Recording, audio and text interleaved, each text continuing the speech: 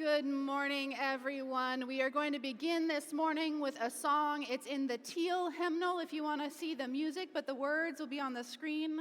This is another song that is easy to pick up and just has some lyrics that substitute in each verse. It's Come and Go With Me. So please rise in body and spirit and join us in singing number 1018, Come and Go With Me.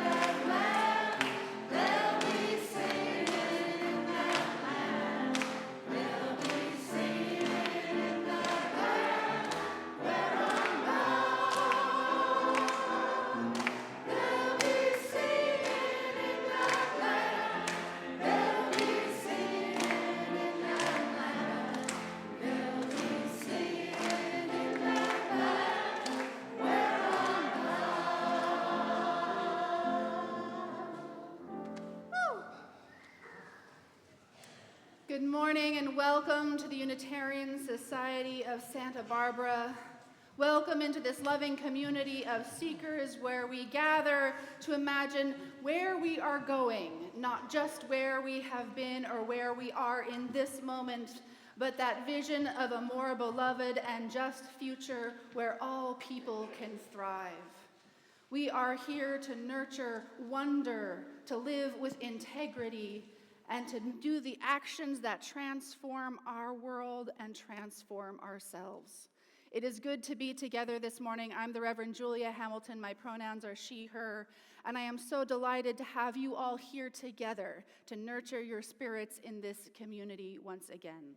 This is a special morning. We're going to be welcoming some of our newest members of the Unitarian Society to bring some joy into our growing community together. And if you are visiting here with us and would like to know more about who we are and what we are up to, we would love to get to know you. You can stop by our welcome table out in the garden or click on the visitor link if you're part of our online sanctuary. We have a newcomer orientation on the second Sunday of every month, so 2 Sundays from now.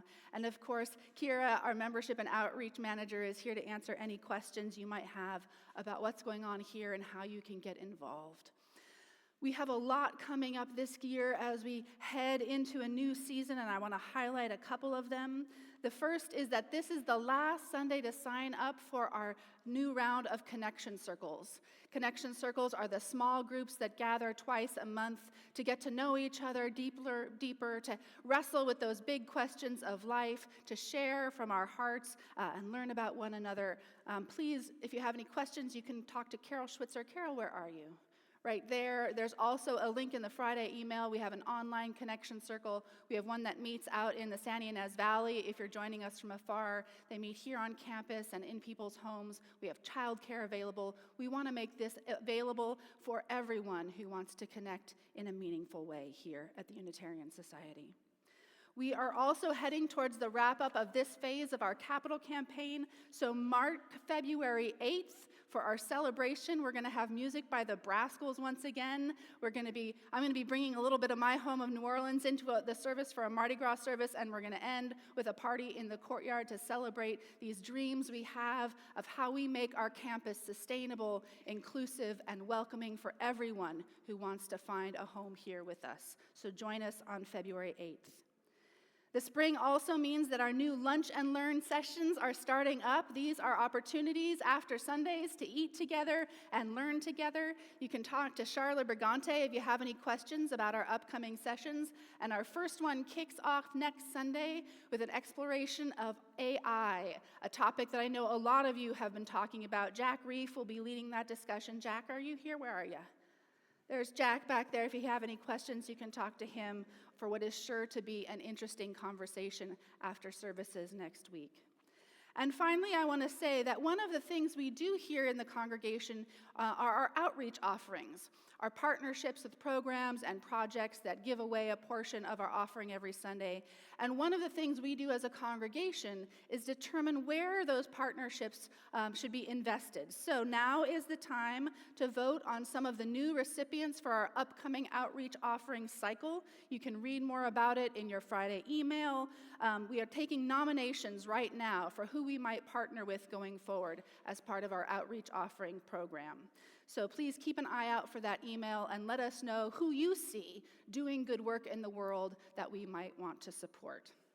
You can contact Gail Fairburn or Ellen Broidy if you have any questions. They're part of our Justice and Equity team that helps shepherd this process through. And I just want to give a shout out to our Justice and Equity team. If you have been a part of our Justice and Equity team, can you just raise your hand?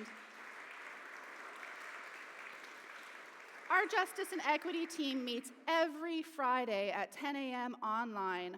All are welcome to jump into the phone call and find out more about how you can get involved in making our world a more just and equitable place. So jump on in if you have the inclination. I invite you now to take a breath, to settle yourself wherever you are. Allow yourself the gift of this moment, this hour in community, as we ring our bell and let the sound connect us.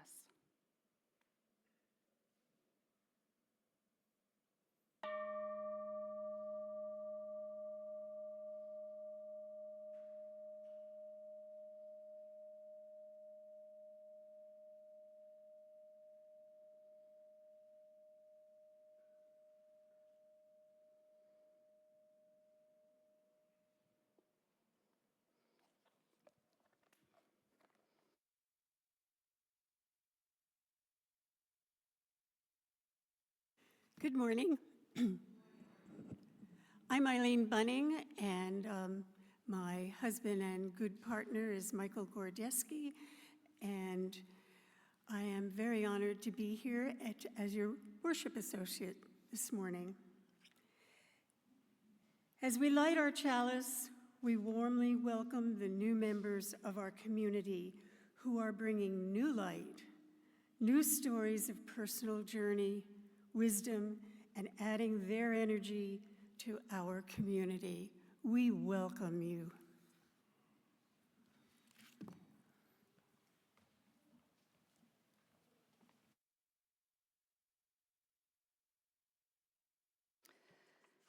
Each week after our chalice lighting, we take a moment to lift up a good thing, to highlight the ways we see love coming to life in the world through actions large and small all around us, reminding us that good is here among us if we see it.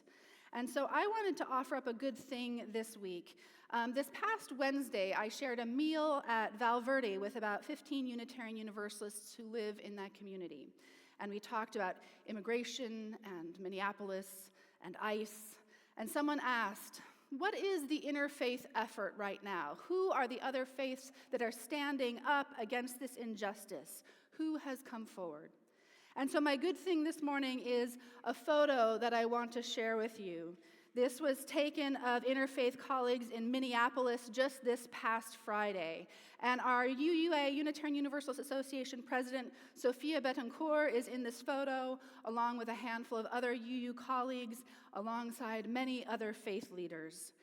And in Minneapolis this week, over 600 clergy of all faiths answered the call put out by local organizers to join them and bear witness. 600 clergy from dozens of different traditions in the bitter cold joined together to take a stand against this violence and to repudiate this course of cruelty upon where we have found ourselves. And this is a good thing.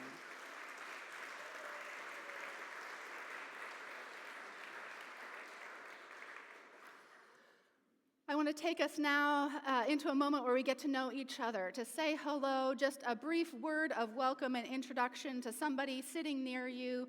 Greet them, and then we will sing together once more.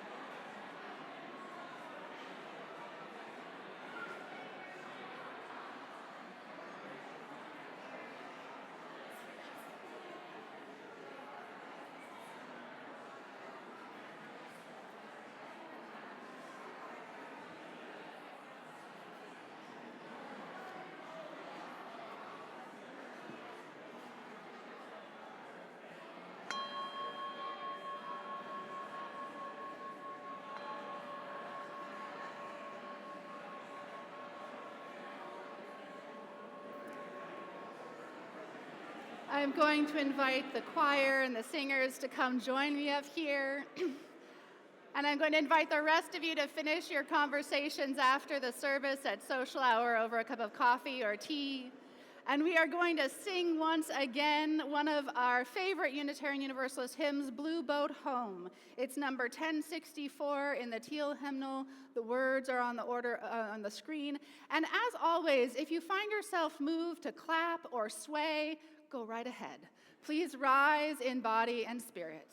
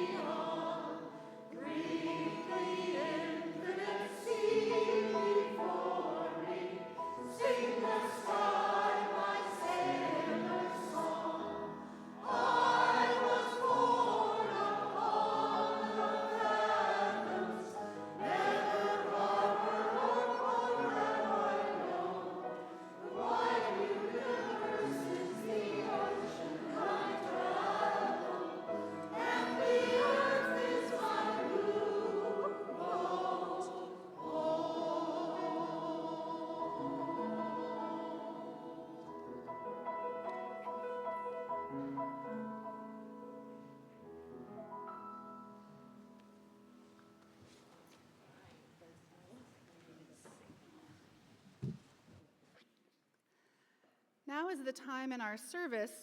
We call it the time for all ages because I have found that everyone likes a story no matter how old they are. And I get to tell the story, and Charlotte's going to join me up here on this stuff. So anybody who wants to come forward and join me up here, and actually for the first part of this, we're going to be showing a little video on the screen. So if you want to sit down here where you can see what's going to be shown on the TV, you can sit on the floor over here. The choir members are very friendly, I promise. You can sit in the second pew right there. We're going to watch something together. And what we're going to watch together is a video of a bird called a weaver bird. And we're going to watch it how it builds its nest. But before any of us watch this video, I want us to go on a little imaginative journey. I want you to imagine that you are a person who lived a really, really long time ago, like hundreds of thousands of years ago, a really long time ago. Now, hundreds of thousands of years ago, we didn't necessarily know as much about the world as we do today, and we didn't have a lot of the things that we do today. We didn't have an internet where we could look up videos of birds whenever we wanted to. We didn't have books to read or cars to drive or podcasts to listen to. And people spent a lot of time outside and a lot of time watching the world around them. So I want you to imagine this morning that you are this ancient person watching this bird. And what do you think you could learn from this bird? Let's watch.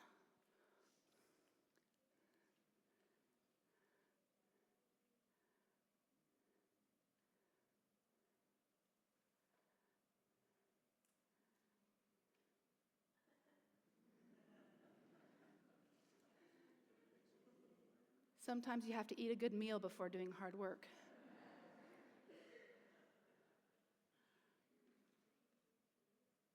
What do you think that bird's doing there?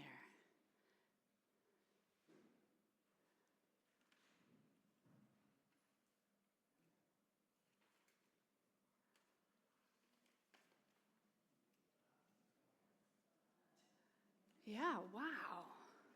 It doesn't even have opposable thumbs.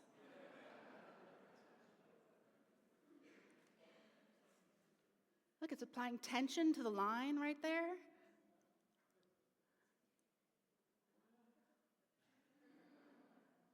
I don't know if I'd be that nimble with my fingers.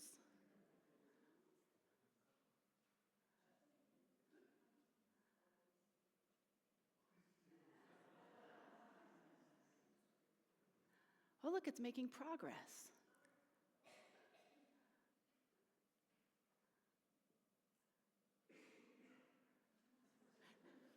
Sometimes you have to try more than once to get it right.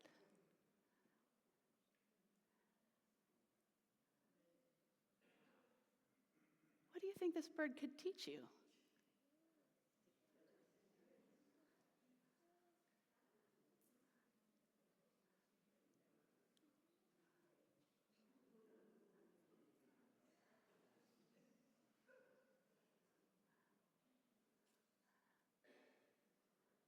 Watch how it moves the grass in and out, in and out.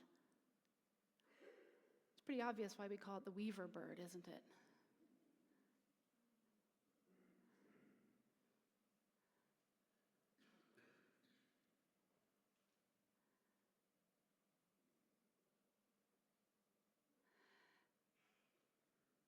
Now, this bird was building nests like that, weaving nests like this, long before humans knew to call it weaving, wasn't it? A cozy home for its eggs, a safe place for its family.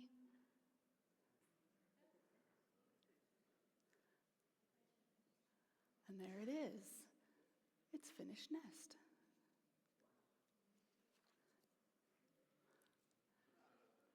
So what do you all see when you watch this bird? What have you learned from watching the weaver bird today? Perseverance. Ingenuity. What else? Flexibility and adaptation. What about trusting your instincts, right? What else? being patient, right? Sometimes you have to try more than once. All of these things are kind of the spirit that helps the bird build its nest. But you know one thing that I bet you those ancient people learned was a very practical skill, right? How to make a basket or a nest or weave things together. A lot of times, I think, when I imagine what it was like to be an ancient human being, I imagine that they took a look at the world around them and saw birds like that building nests or termites building mounds out of mud, and they adapted those same techniques using our big brains to make things that were useful to us. We had so much to learn from the instincts of the animals that we could adapt and modify for us as human beings. Maybe you'd be inspired to try your hand at weaving long grasses into a basket to put your precious things inside. People learn a lot of things from watching the world around them, and when you pay close attention, the world can be a very good teacher. So your job this week, as you go out into the world after Sunday, is to see if you can learn something from watching the animals in the world around you. And if you do, next Sunday, come back and tell us about it, okay? We're going to sing you out to your activities this morning with go.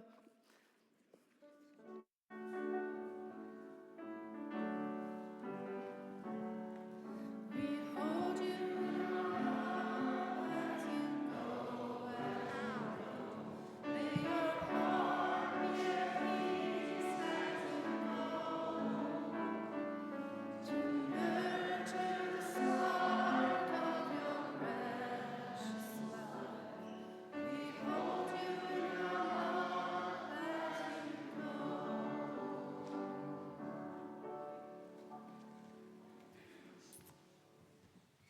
We have come to the new member welcome part of our service, so I would like to invite Kiera and Sally forward to come help out. And in just a moment, we're going to invite our newest members to come join us up here. 2 or 3 times a year, we take a moment in our Sunday morning to welcome folks into the congregation. And you'll see there's a call and response insert in your order of service. We'll also have the words on the screen for those of you joining us at home. And we know that not all of our members, newest members, can be here this morning, but we're welcoming 32 new people and their kids into our congregation today. And because each and every person brings, as Eileen said, their light into this community, we're going to read all of the names of those folks so you can get to know them. And if you hear your name, if you're a new member, if you want to come up, and don't forget to bring your little insert with you so that you have the words up here with you. And we are learning your names just as you are learning ours. So if we mispronounce something, please forgive us and let us know so we can do better next time. Kira and I will take turns reading the names. Chris Ali, Dawn Baumhefner, Kay Baumhefner, Emily Blass, Brian Botorf, Cedar Brown, Catherine Bruner, Yvonne Chen, Kezi Chang, Linda Davis, Eden Donahoe. Brooke Eller, Scott Foreman, Maritza Fulgencio, Janelle Goldhammer, Heather Green, Patricia Heckel, Aria Hill, Stan Kamen, Andrew McCormick, Karen Mead, and Blaze Osborne. Come on up. Hope Riley, Peter Riley, Will Rubison, Katie Sayre, Adam Shive, Dimitri Siegel, Laura Smith, Blake Stock, Pam Tombo, and Devon Williams. And you can kind of bunch up here together. You can make 2 rows if we want. Our chancel is big, but we're getting to be a nice community up here this morning.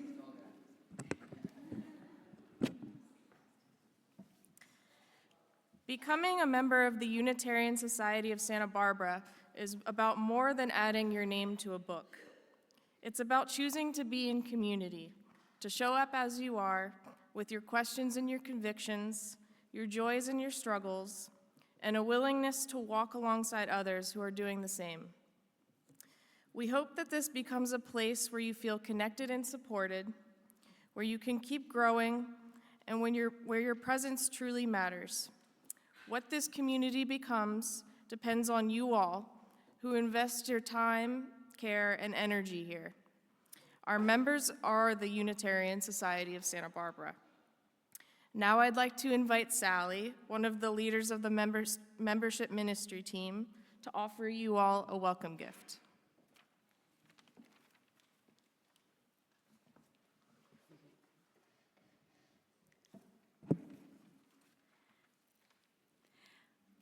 Please accept this flower as a sign of welcome into our congregation.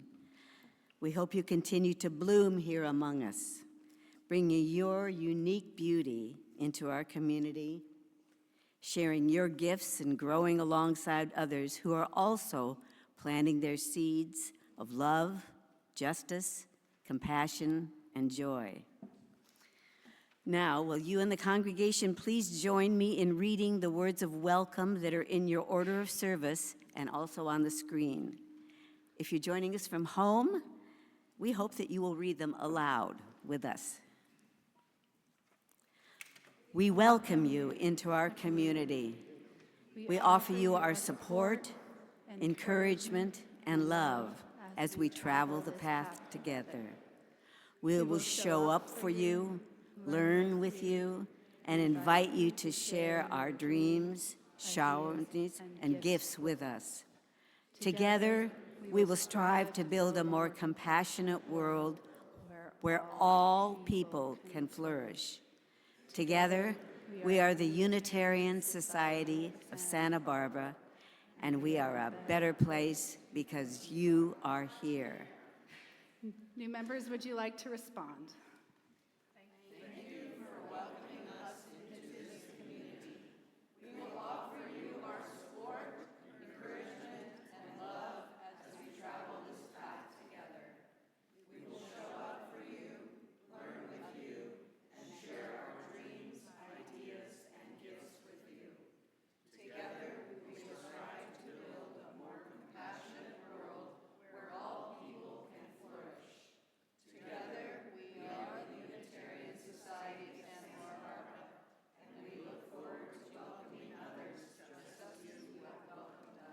And let us all read together.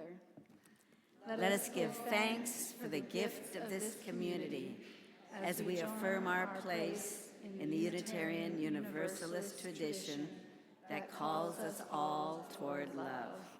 Let us make a joyful noise.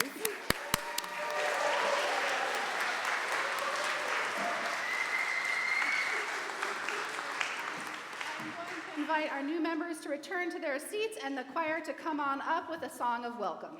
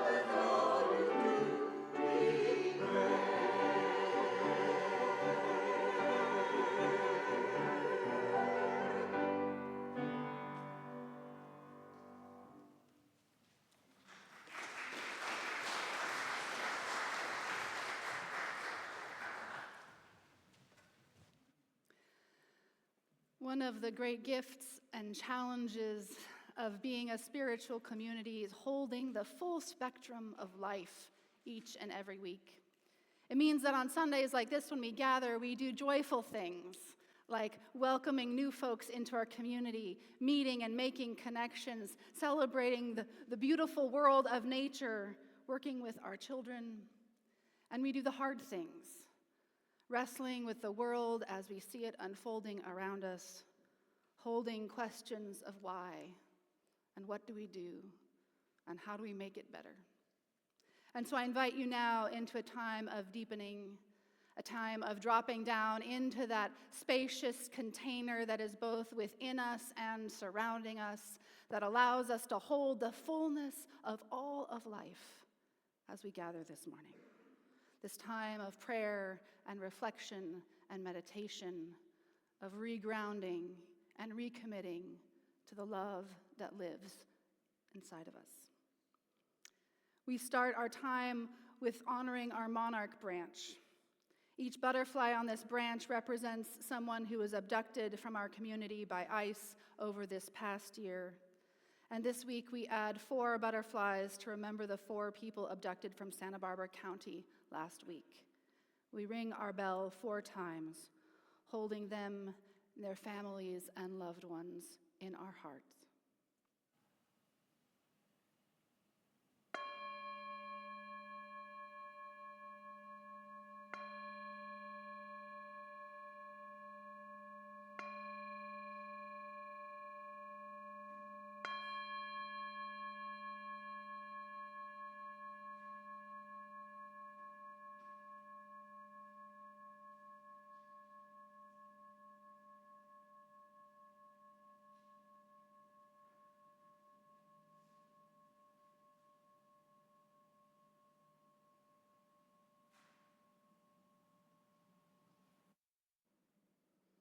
We are one human family, and we commit to bearing witness until this violence against our neighbors ends.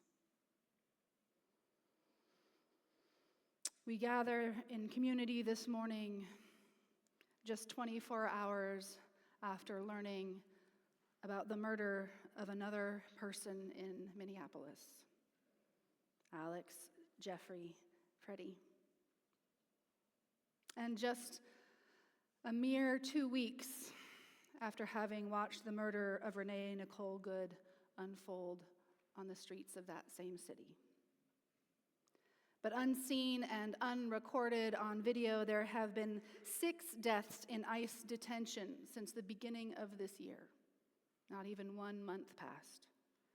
And one of them was also just ruled a homicide. Geraldo Lunas Campos, a Cuban immigrant, was murdered on January 3rd in a detention facility in El Paso, Texas. In 2025, there were 32 deaths in ICE detention, the most in more than 2 decades. Our hearts are breaking. Not just for the lives lost and the families grieving, but for the fact that this cruelty was inflicted by the hands of the state, which are, after all, our hands. And so we have a responsibility not to look away, not to excuse or diminish, but to be present as best we can with the love in our hearts and the strength of communities like this one all over this nation and the world, to be present, to say no more, and to continue saying no more until that moment is realized, until ICE is disbanded, until the systems of oppression and violence no longer have this grip on our world. And so I share with you this poem by Nikita Gill, "The Rage You Are Feeling." The rage you are feeling comes from the same place inside your heart as the love. This is why you refuse to accept a world where cruelty reigns and fire consumes all. You have known hope and joy and kindness like you have known water, and justice is a river that demands you do not give up on it. Let us enter into a time of quiet reflection together.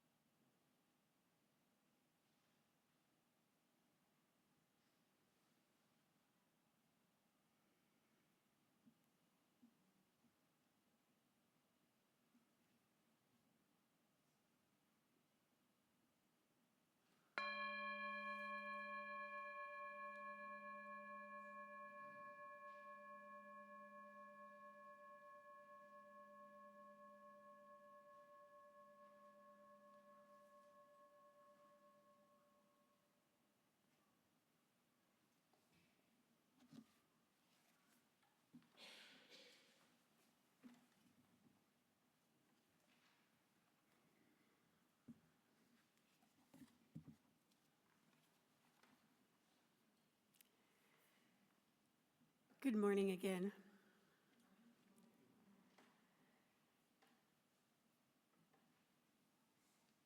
Many of you know Mike and I are now in our 80s and have been waiting for the appropriate unit and time to move into Samarkand, a retirement community here in Santa Barbara as we journey into the next and perhaps last story of our lives.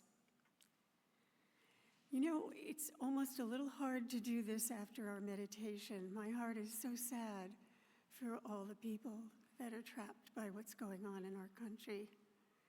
I feel blessed that we have what we have, and I want to say that out loud. Oh, there we go. Is that better? Thank you. We carefully selected this community for the multiple levels of care that it can provide, and we felt it was an environment where we would be safe in. We could also feel the respect, love, and compassion from the staff and the other residents, many of whom we know. We waited a bit over 2 years for a unit, and a few weeks ago, we were notified a unit was ours. It felt like all of a sudden we were faced with get our current house ready to go on the market, downsize to fit into our new space, etc., etc. All in just a few weeks, and it feels, in very capital letters, very overwhelming. Suddenly I am faced with being told the treasures and gifts that I have lovingly put around our current home are clutter.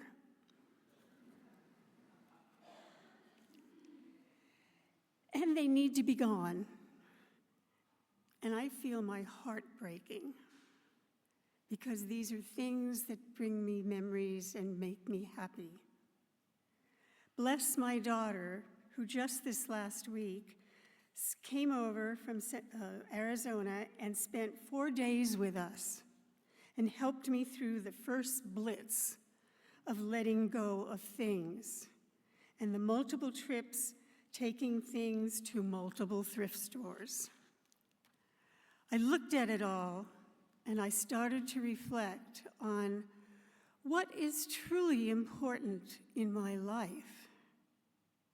Yes, it is my memories, but mostly it is my connections with family and people, and especially the people we have met here at the UU over the many years we've belonged, along with the precious stories we have shared with each other and the offering of help, support, and listening. I like to think of those stories as the weaving of a unique container of respect, love, and trust. Each thread a different color and shape and meaning. So I would like to share in one more story.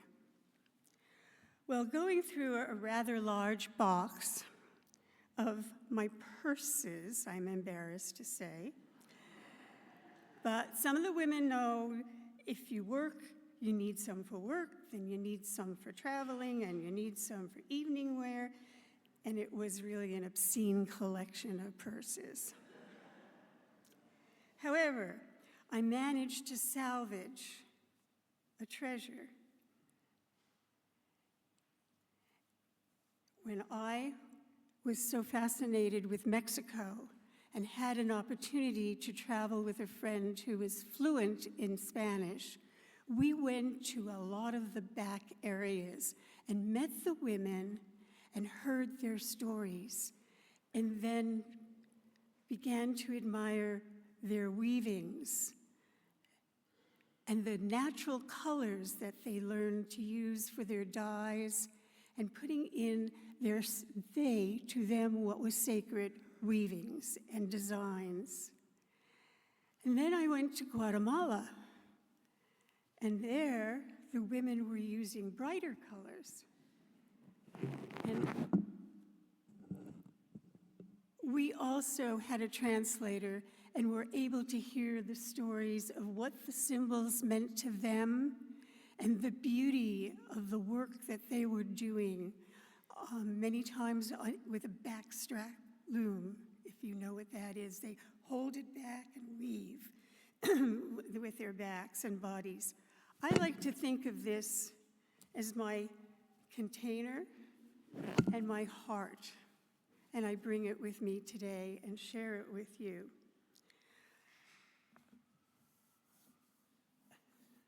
This was a time when there was little work in Mexico for the men, and this is how the women made money to feed their families. It was with their weavings and their dyeing and their making clothes, and in Mexico also those beautiful embroidery pieces. So why is sharing and telling our stories so important? Sharing values and concerns and experiences, or joys and fears, all the while allowing ourselves to be openly vulnerable and human. I know the Unitarian Society here, or when we have visited other UUs on our travels, the welcoming invitation, just come on in and be with us. You are welcome here. It's that warm container of love and respect that I can feel safe in and be myself without fear.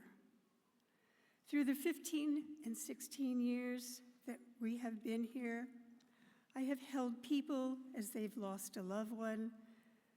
I have had the privilege to hold a baby when a new mom needed a rest or even just a shower, make meals, helped Mike when he made the food for our auctions, warming shelters, and many other events, went to lunches and dinners and shared laughter and stories. We opened our home to connection circles and listened to amazing stories and experiences, feeling these people will always be very dear to us. And now I am standing before you and willing to share that Mike and I are becoming less physically stable, and we plan to hold and support each other, and as long as we can, we aim to continue in this community and be present to the caring of your love and good wishes, because we feel welcome here. Thank you.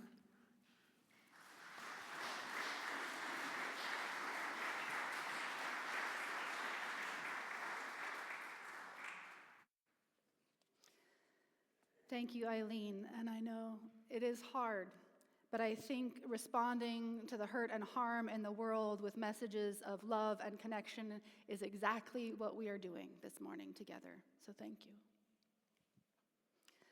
I have a short reading to share this morning from an essay by Ursula LeGuin from her book Dancing at the Edge of the World, from the essay titled The Container Bag Theory of Fiction. She's reflecting on what it means to be a gatherer. And she says, if you haven't got something to put it in, food will escape you, even something as uncombative and unresourceful as an oat. You put as many as you can into your stomach while they are handy, that being the primary container. But what about tomorrow morning, when you wake up and it's cold and raining? And wouldn't it be good to have just a few handfuls of oats to chew on and give little to make her shut up? But how do you get more than one stomachful and one handful home? So you get up and go to the damned soggy oat patch in the rain, and wouldn't it be a good thing if you had something to put baby ooh in so that you could pick the oats with both hands? A leaf, a gourd, a shell, a net, a bag, a sling, a sack, a bottle, a box, a pot, a container, a holder, a recipient. So ends our reading.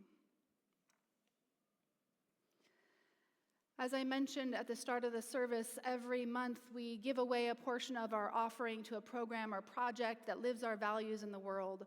And I wanted to share a little bit about what this month's offering goes to, because it is near and dear to my heart, as it is to many of you. And this is to support our service trip to the Hopi and Navajo Reservation that we will be going on later at the end of March. How many of you have visited our friends on the Hopi and Navajo Reservation over the past 15 years? How many of you have been? A couple of folks have been here. This is probably year 15 of our work, going about every other year, mostly with our youth, but often with a multi-generational group, to go and visit with and learn from Hopi and Navajo elders on their reservations in Arizona. We camp and spend time with our friend Dee Satella, who is a traditional Hopi potter, doing the work that he learned from his mother and grandmother. It's an opportunity to step into and learn from a culture with a very different perspective on the world and how we live in it. And I have been immeasurably enriched by this relationship that has flourished over the years, and I know it has enriched this congregation in so many ways.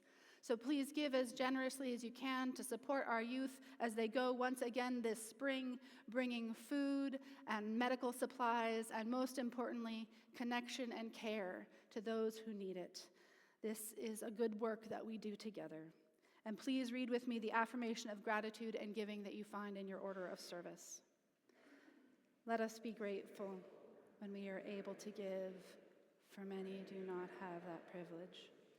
And let us be grateful for those who share their gifts with us, for we are enriched by their giving. And let us be grateful even for our needs, so that we may learn from the generosity of others.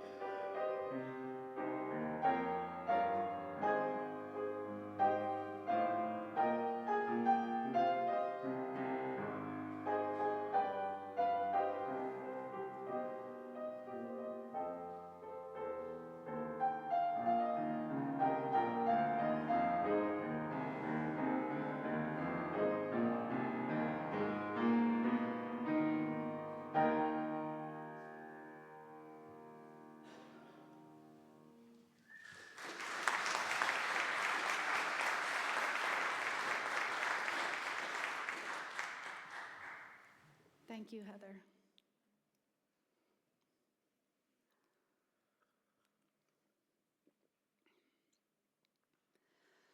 So how do we tell the story of what it means to be human? This was the question I had in mind for this morning, long before the news broke yesterday about the most recent killing in Minneapolis. And it's a question that seems more urgent than ever, because in this moment, we are not just fighting for public policy solutions or a better legislative agenda. At the root, we are fighting for control over the narrative of our humanity, who we are, who we have been, and who we want to become. There are competing stories at play. Are we, at our core, competitive or cooperative? Is diversity a threat or a joy? Do we have an obligation to care for our neighbor, or to care only for ourselves and our kin? And just who is our kin, anyway? When we debate about what we see in these brutal recordings of ICE agents in the street, and I want to remind you, you are under no obligation to watch the killing of another human being. You can pass that up. You are not a forensic detective or a judge and jury. You have the option about whether or not you want to allow that into your mind and heart on video. But when we debate about what happened in these videos, we are not even starting from a point of agreed, shared upon reality. We are seeing them through the lens of our basic understanding of what it means to be human. Our perception of what happens in them is shaped by the worldview we bring with us. The violence of the people who work for ICE and the Border Patrol is a manifestation of one of those more violent narratives about humanity, that we are at our core locked in this constant struggle for dominance over other human beings, that it is a dog-eat-dog world and every scenario has a winner and a loser, and if you are not one, then you are the other. But that's not the only story. There are other stories outside of this violent view of existence. There are alternatives to this zero-sum game of power. So perhaps it's useful this morning to zoom out a little and think about these origin stories we tell ourselves and how they might inform our response to this moment. How do we tell the story of what it means to be human? This question is what was concerning the novelist Ursula LeGuin when she wrote her essay way back in 1986. She was bored with the hero narrative she saw repeated over and over again in novels, the violent and dramatic hunter against the world story. She longed for something different. So she took a look at the stories we tell of the origin of our species and how they have shaped us. Killing a mammoth, well, that's exciting and dramatic and rare compared to the everyday work of harvesting food and raising children and cleaning up the cave. The early artists painted hunters, not the inside of homes.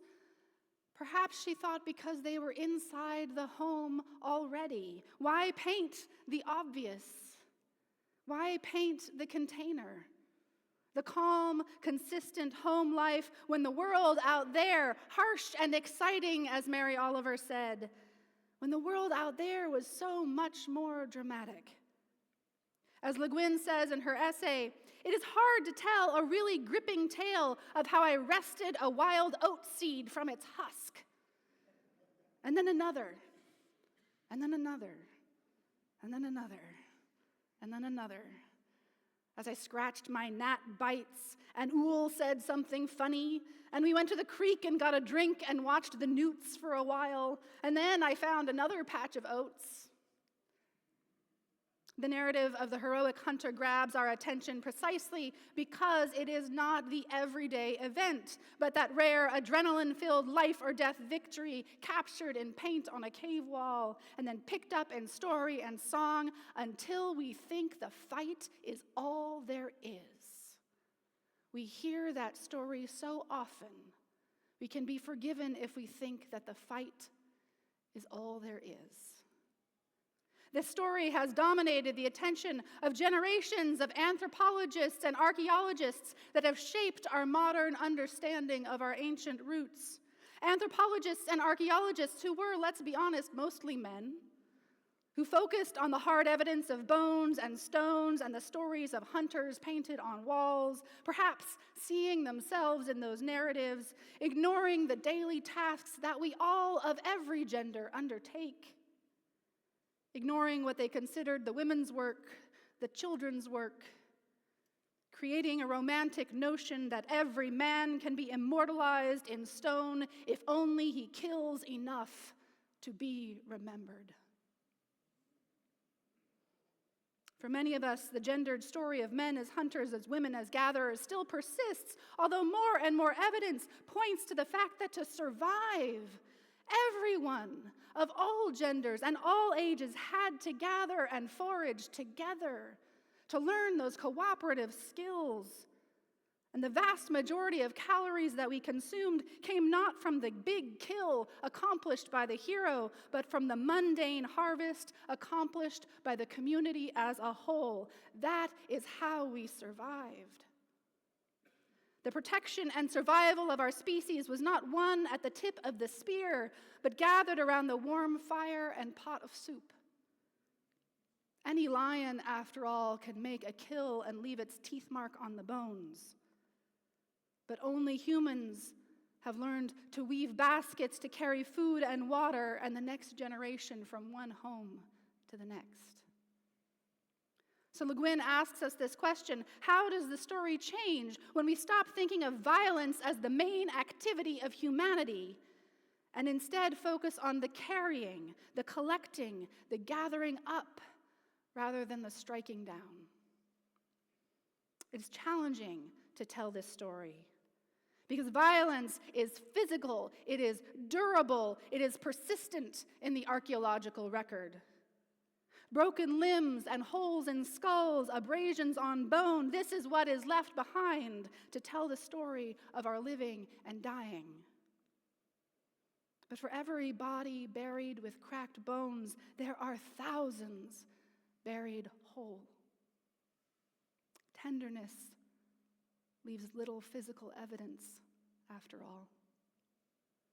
The cool hands placed on a forehead, the tears at a bedside, the songs sung to usher people from this life to whatever comes next, 1,000,000 years after the fact, these cannot be found anywhere as we brush the dirt from a dig site. But they are nonetheless woven into our human history, even if we cannot find them in the mud. The evidence of care is ephemeral. Just like the slings for carrying babies, the sleeping nests, the containers made of grass and bark and hide, the everyday, useful, perishable, relational work of being human, it's not always something we can see after the fact. It is not easy to mount an unrecorded lullaby on a wall and put it in a museum. There is no archaeological evidence of a hug or a handshake.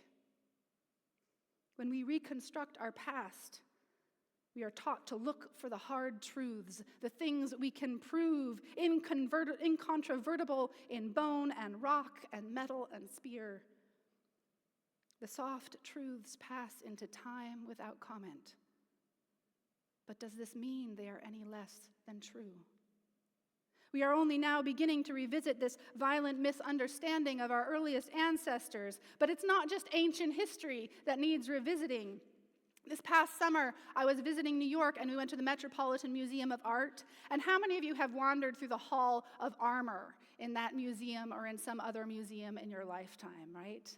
Those halls full of row after row of shining metal and intricate plates to protect our soft human bodies, the swords and the spears and the pikes, all these grand accessories to wars and conquest.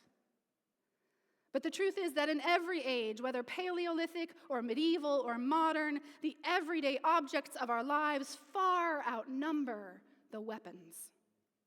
For every suit of armor in a museum, thousands of simple woven shirts and dresses and soft leather shoes were worn by thousands of unarmed people. People who were mending and farming and cooking and cleaning, visiting with the neighbors and haggling at the market. And the clothes wear out, and the bags that hold the oats are thrown away and crumble to dust. But communal care is the heartbeat of our survival. And it, even more so than the violence, is what we pass down from generation to generation. Think of your own life. I'm sure it has not been without harm. But for all the people who have done you harm, how many more are there who simply exist in quiet cooperation alongside you? The bus driver and the mail carrier, the person crossing the street and giving you a nod as you wait patiently at the stop sign. We remember the outliers, the conflicts, but the truth is our days are mostly filled with the simple shared acts of community that leave no trace. And you would not know this from reading our histories, the highlight reels of conquest. You might not know this from walking through a museum with their displays of metal armor and sharpened rock. We have cultivated and curated this very one particular view of our past. A sense that all of human history is about people who conquer and control rather than people who collaborate and cooperate and heal time and time again. Healing is real. Healing can happen, my friends. Collaborative, cooperative, this is what keeps us surviving over and over again. And yes, that drive to conquer and control is real. It is part of our history that cannot be denied or ignored. And we attend to it, and appropriately so that we can learn from it. Learn how to do better and not repeat the horrors of the past. But we must also remember that our capacity for violence is more than balanced by our capacity for care, for welcome and creativity and wonder. And the history we repeat, well, we can make that a history of kindness as well. We have that choice. We have that power. And when we take to the streets, we are saying we will not let anyone take that power from us. As LeGuin wrote in her essay, if it is a human thing to do, to put something you want because it's useful, edible, or beautiful into a bag, or a basket, or a bit of rolled bark or a leaf, or a net woven of your own hair or what have you, and then take it home with you, and then later on you take it out and you eat it and you share it, or you store it up for winter in a solider container, or put it in a medicine bundle, or the shrine, or the museum, the holy place, the arena that contains what is sacred. And then the next day, you probably do much the same again. If to do that is human, if that's what it takes, then I am a human being after all, she says. Fully, freely, and gladly for the first time. This day, when we gather here, scarred and scared by what we are witnessing on our streets, how we will tell the story of what it means to be human in this moment matters. And it can be tempting to believe that it is all violence all the time, that the streets of Minneapolis smell like fear and tear gas and blood, and that Minneapolis might also be Chicago or Portland or Carpinteria. But I am convinced that the story that is emerging now, right now, is not just or even mostly about that fear that they are trying to engender. That when we write the story of this time, it will be defined by mutual aid and care as much as anything else. Because we have seen that too. We shouldn't turn away from that either. They may be trying to overwhelm us, shock and awe a city into submission, but what they are finding when they arrive are thousands of people and more every day showing up for their neighbors, collaborating and organizing and extending care in the most tender of ways. And it is inconceivable to some of the more sociopathic people in this administration that these are not paid professional agitators. That people are doing this just out of the goodness of their hearts. That every day, regular people are using those skills of cooperation and connection, those same skills that they use at work or at school or in their family, these mundane human skills.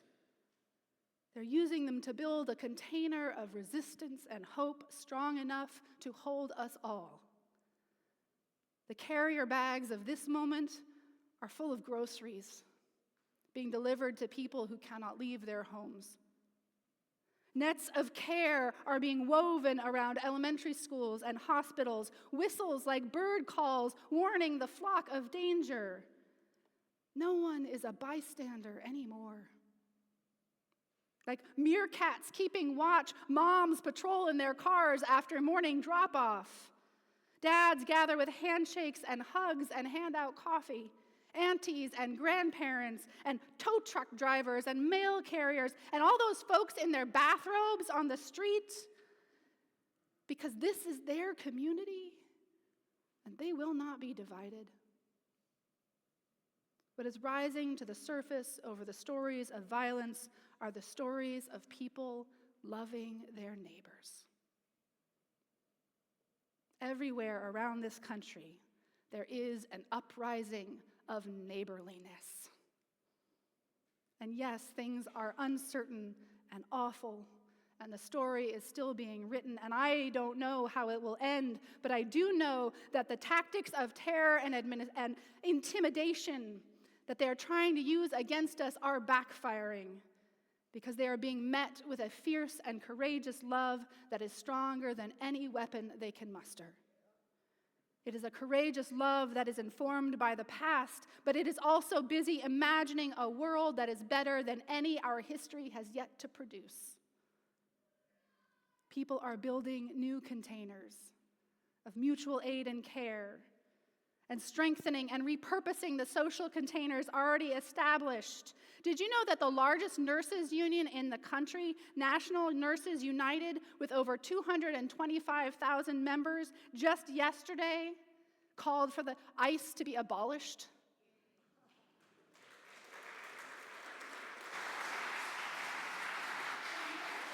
Are gathering themselves. We are all gathering ourselves, gathering up instead of striking down, strengthening containers, inviting people into relationship, not perfect, not seamless, not without conflict, but soft and human and flexible containers like this congregation. What a Sunday to welcome new members, folks. To be reminded once more that we weave and reweave this nest with each and every person who comes through our doors.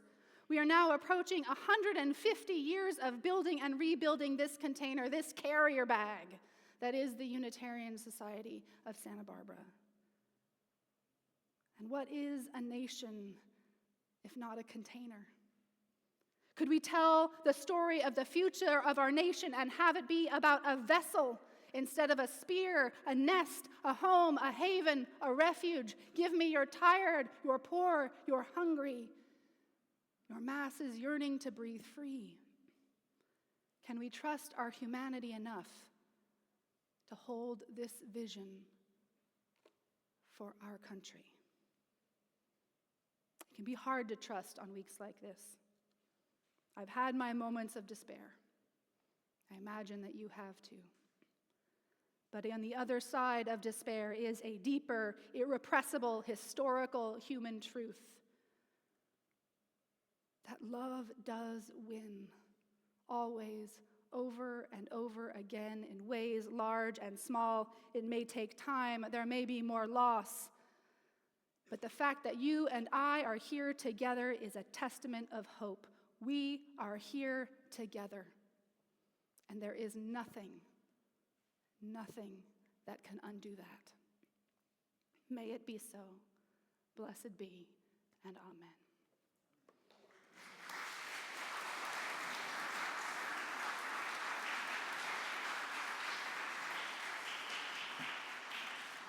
We are going to sing together another beloved song, number 1051, We Are by Issei Barnwell and Sweet Honey in the Rock. Please rise in body and spirit.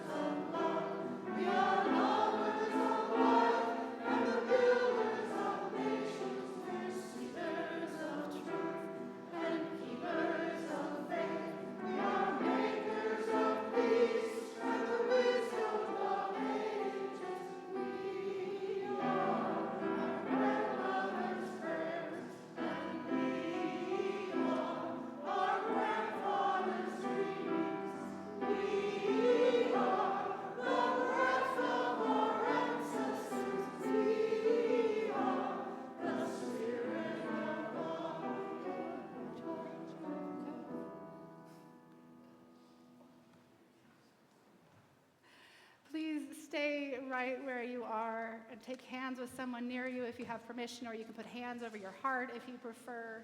You can hold your hands open if you like. However it is that you get connected to that larger love that holds us. And as you go out into this beautiful and heartbreaking world, may the light of love shine upon you. Out from within you, be gracious unto you, and bring you peace. For this is the day we are given. Let us rejoice and be glad in it. And let us call out a blessing.